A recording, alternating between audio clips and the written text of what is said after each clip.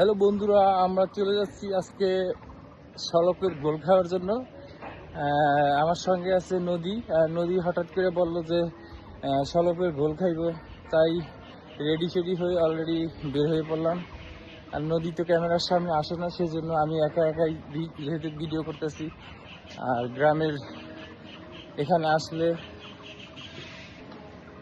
আসলে যেহেতু সলপের ঘোল না খাইয়া গেলে আসলে তৃপ্তি হয় না, তাই যাচ্ছি, দেখি কি অবস্থা। দুপুর টাইমে বের হইলাম আমরা। এই যে দেখেন পিছন সাইডে দেখাচ্ছি গ্রামের যে ভিউটা, সেই ভিউটা অসাধারণ কিন্তু। আর গ্রামের যে দৃশ্যগুলো দেখতেই ভালো লাগে।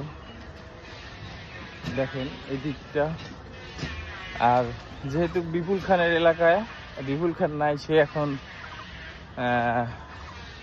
ইউএসএ আছে, সেজন্য আমি আর নদী ঘুরতেছি। কি আর করার, ঘুরতে তো হবেই, বসে থাকলে তো আর হবে না, তাই ঘোরাঘুরি করতেছি আর কি। দেখেন, আর আজকের ওয়েদারটা কিন্তু খুবই সুন্দর, চমৎকার। অলরেডি কথা বলতে বলতে চলে এসেছি আমরা সিমেন্ট ফ্যাক্টরির কাছে। এখান থেকে আমরা সামনে যাব, সামনের থেকে আমরা ভ্যানে করে যাব সলপে গোল খাওয়ার জন্য। তোমাদেরকে দেখাবো আজকেও। আর প্রতিবার কিন্তু আমি এখানে আসলে সলপের ঘোল খেয়ে যাই, আর প্রত্যেকবারই ভিডিও করি। আজকেও তার ব্যতিক্রম না, আজকেও সেই ভিডিওই করতেছি। বন্ধুরা, অলরেডি আমরা ভ্যানে করে চলে যাচ্ছি। আর এখানে ঐতিহ্যবাহী ভ্যান গাড়ি, এই যে দেখেন, এই রাস্তা দিয়ে আমরা সলপের ঘোল খাওয়ার জন্য যাচ্ছি। আর রাস্তাটা খুবই সুন্দর, অমায়িক।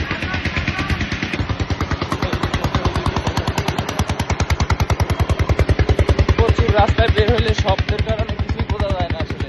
তারপরও যাচ্ছি, আর জায়গায় গিয়ে তারপরে তোমাদের দেখাবো। রাস্তা কিন্তু আমি অনেকবার ভিডিওতে দেখাইছি, তারপরেও খুবই সুন্দর লাগে আর কি।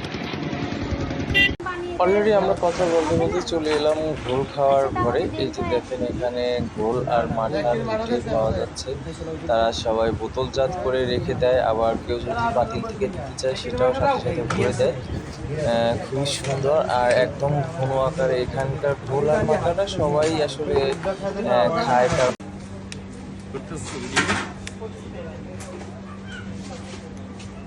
না তখন আসা যাবে না, আপনি এখন না, আমরা আপনি যে খাওয়ালেন না,